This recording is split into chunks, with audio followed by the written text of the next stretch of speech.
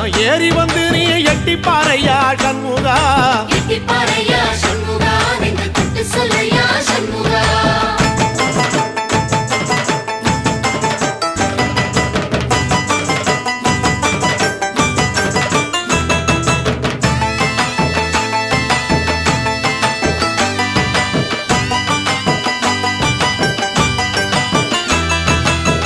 திருத்தணி வீட்டுக்குள்ளே ஒரு தீபம் தெரியுமே சண்முகா, தீபம் தெரியுமே சண்முகா, உன் பாதம் தெரியுமே சண்முகா.